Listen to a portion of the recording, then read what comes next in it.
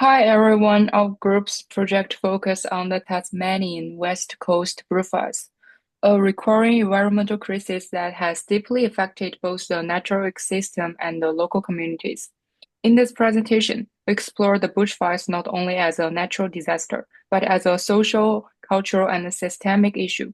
We analyze how climate change, colonial history, and modern emergency systems interacted to shape the impact of these fires. Our approach combines several frameworks, including indigenous Australian frameworks, co-design, and social design frameworks, to understand how design can contribute to long-term recovery, community empowerment, and cultural reliance. Through this case, we aim to show how design thinking can help transform tragedy into an opportunity for sustainable and inclusive renewal.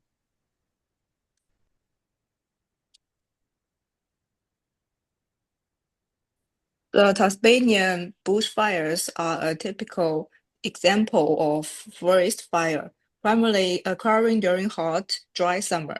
They spread rapidly, cause widespread destruction, and are difficult to extinguish. These fires not only several damage natural ecosystem, but also pose stress to the life and approach of local residents. For example, the 2025 bushfires last 18 days and bushed 95,000 hectares of forest, an area 1.3 times the size of Singapore. Sparked by lightning stress from dry thunderstorm, ignited multiple fires, resulting in uncontrollable and fast-moving fires. The 2019 fires were equally severe with over 50 fires burning and structures destroyed in some areas, but no casualties were reported. This hotspot map illustrates the Tasmania West Coast bushfires in February 2025. Satellite detections how dense clusters of fire active across the West Coast wilderness, especially near Zeehan, Rosebery, and the Franklin Golden Wild River National Park. The color scale indicates how long fires remained active. Some zones burned continuously for more than 48 hours. Over 95,000 hectares of wilderness were affected, damaging native forests, wildlife habitats, and local air quality. These fires highlight how climate stress, dry fuel accumulation, and strong winds combined to trigger one of Tasmania's most destructive recent fire events, deeply impacting both the environment and nearby communities.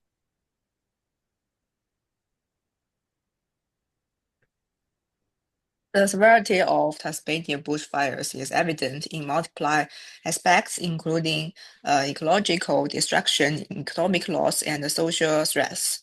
First, ecological destruction is irreversible, including a large number of ancient trees and original peatlands. These ecosystems are one of the three major temperate wilderness areas in the South Hemisphere, holding very important nature and cultural value. Second, wildfires have a huge impact on the local economic and resident life, especially on the development of tourism, increasing economic pressure. Finally, the stress to social security cannot be ignored. High temperatures, dense smoke, and the rapid spread of fires directly endanger the life of residents or tourism. The triggering factors of Tasmanian wildfires mainly include three aspects: climate, geography, and systemic issues. Climate factors are the main conditions. In recent years, Tasmania has experienced several drought and high temperatures, making the land dry and vegetation flammable. Geographical factors are the main reasons about 40% of the land area is covered with dense vegetables, and the fire point is remote, and it is difficult for fire departments and other rescue teams to reach. System issues include climate change and insufficient firefighting capacity.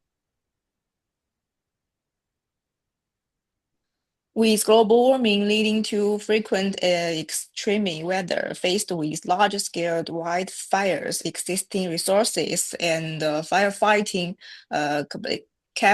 capabilities are not enough. Only depend on uncertain rainfall.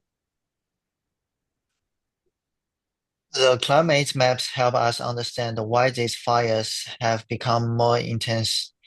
The rainfall map shows that Tasmania's west coast receives the heaviest rainfall.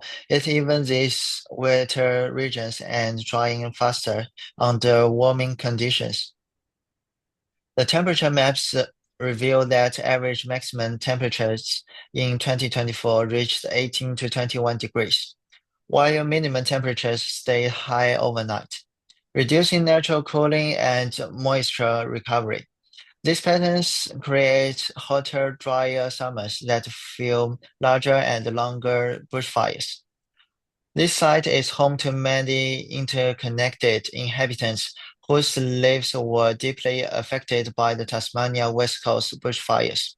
Local residents and workers face evacuation, property loss, and financial hardship, leading to stress and isolation.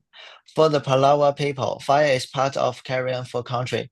Yet modern suppression policies have disrupted their cultural burning practices, increasing the risk of severe fires.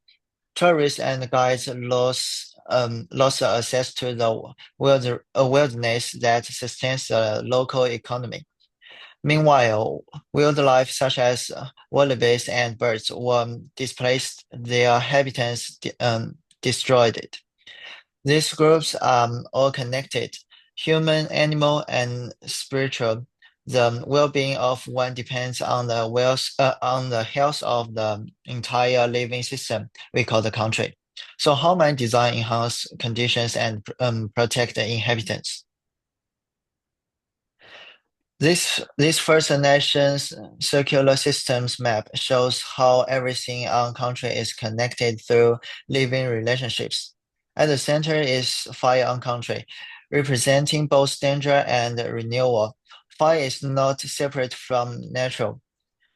It's part of how country breathes, regenerates, and sustains life. Around it are four interconnected systems. Land biodiversity, where fire renews habitat and maintains a healthy country. People and communities, whose well-being and caretaking depend on balanced fire practices. Knowledge and culture, where ceremony and ancestral teachings guide how fire should be used. Non-human beings like plants, animals, water, and sky, which all sustained by fire. Encircling the map ancestors and future generations, showing that caring for country links the past, present, and future. This framework expresses the first national principle that fire, land, people, and spirit exist as ongoing relationships of reciprocity and respect. Despite ongoing reconciliation efforts, Indigenous participation in Tasmanian disasters policy remains limited, highlighting systems inequities in governance. And after that, we'd like to talk about bushfire beyond ecology, the cultural impact on the Palawa people. We know that the fires mainly hit Western Tasmania based in the traditional line of Palawa people. This area belongs to the Tomgin and the Larry Maronere tribes, recognized as a part of Palawa country. Understanding this cultural background is vital to creating a disaster response system that is respectful and inclusive.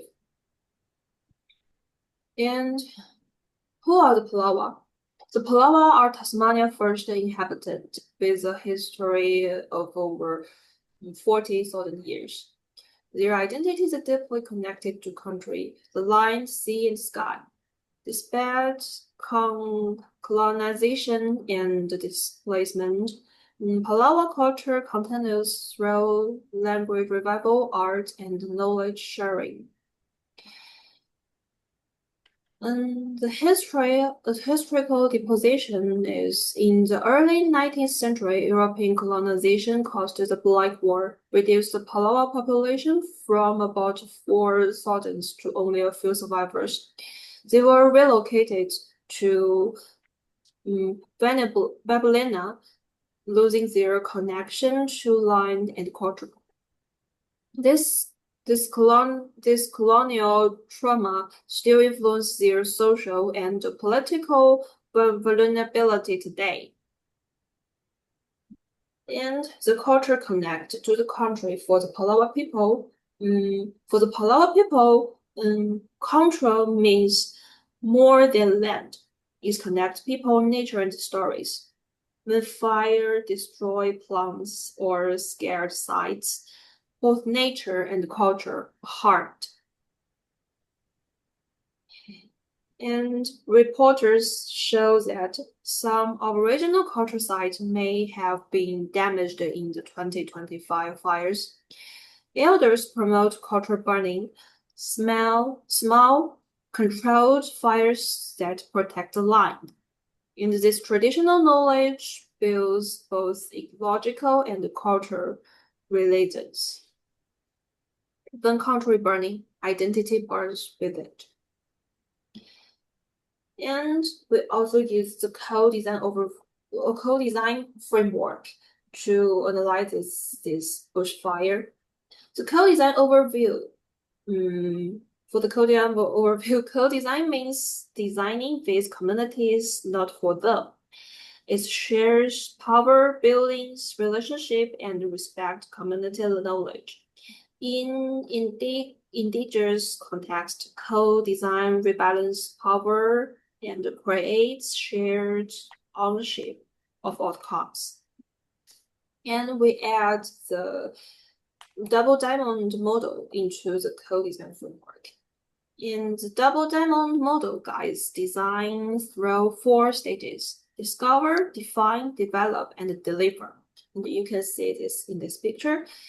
In a disaster context, discover means yarning circles to learn from community stories, and the define is identify issue with elder. What the develop is co-create ideas and story maps, and the deliver is refine solutions through community feedback. This ensures cultural value remains central in recovery. And for the co-design, we also have case example. The Fire Sticks Alliance works with the Aboriginal community, combining traditional fire knowledge with modern land management. Through the co-design workshops, community members plan burns and monitor the environment. This helps restore both the land and cultural identity. And overall, applying co-design to the 2025 Tasmania bushfire means empowering the Palawa community to lead their own recovery.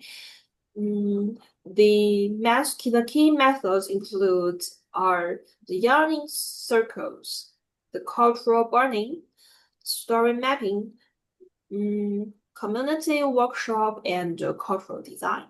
Together, this turn disaster recovery into cultural renewal, healing both the land and the community. So let's look at the critical angle, which explores the deeper cases and impacts of the Tasmanian bushfires. So in recent years, Tasmania has experienced a record-breaking heat and drought, with summer temperature exceeding 40 degrees Celsius. Climate change has increased the frequency of dry lightning and extreme weather, turning bushfires from a natural cycle into a systemic crisis. Another key issue is colonial history. The fire management knowledge of the Palawa people, known as cultural burning, was once banned or ignored after colonization. This led forests to accumulate excessive fuel, making fires uncontrollable. A clear example of structural injustice from a colonial perspective. Finally, the modern emergency system still depends too much on firefighting resources. In remote mountain regions and World Heritage rainforests, fires are often beyond control, and warnings are delayed. This delay puts low-income residents and tourists at higher risks. And now let's move to the habit analysis to understand who is most affected by the bushfires. First, rural and forest-age residents, especially low-income families with insurance, are directly threatened and face the shortest recovery process. Then, vulnerable groups like elderly people, children, and people with disabilities are at higher risks during application and need additional support from the community. For indigenous communities, the Palawa people make up only about 1% of Tasmania's population, but their traditional knowledge, especially culture burning, is vital for fire prevention. However, because of historical deprivation, they struggle to play an active role in modern emergency systems. Finally, economic groups such as tourism operators and farmers are also heavily impacted. When parks close and farmlands burn, local economics collapse, leading to long-term financial hardship.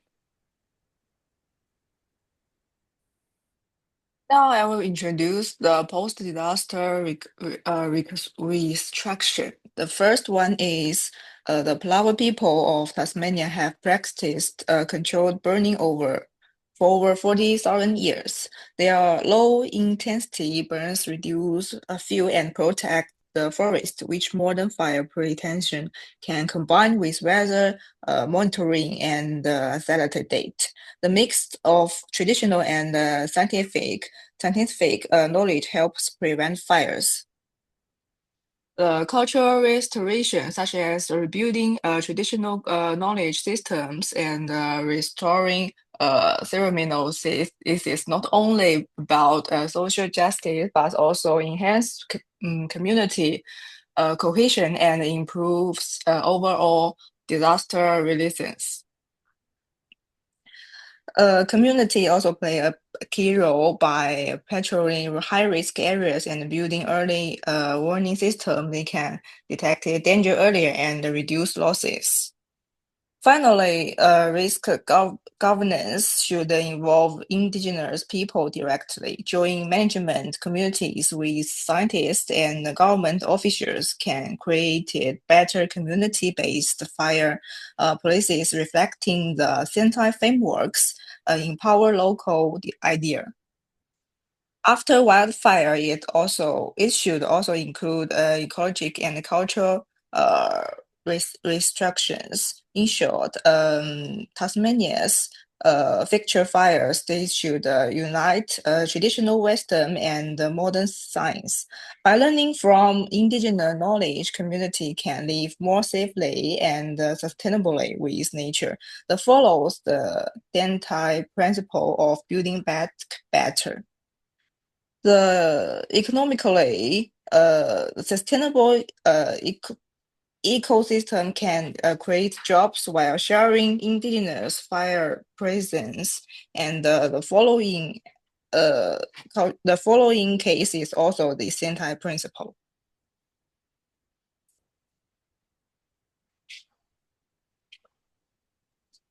Finally, we apply the social design framework to this case. Social design is a design approach that aims to solve social challenges, emphasizing public good, inclusiveness, and sustainability. It's not only about physical solutions, it's also about social relationships, power structures, and community empowerment. In the Tasmanian context, we apply three key principles, and one is inclusive participation, which means encourage residents and indigenous communities to join decision-making rather than letting government agents act alone. For example, include Palawa fire knowledge in safety education. And number two is social equity, which means focus on low-income and elderly groups by designing accessible solutions such as visual warning systems and local meeting points. And number three is community reliance. It includes through co-creation workshops and volunteer networks, communities can recover through self-help and mutual aid instead of full dependence on external help. This framework also aligns with several UN SDGs, which include SDG 4, 10, 11, 13, and 17. Ultimately, we aim to turn victims into co-creators of solutions and design for a future that is ethical, inclusive, and reliant. And here's our group brainstorming. That's all. Thank you for listening.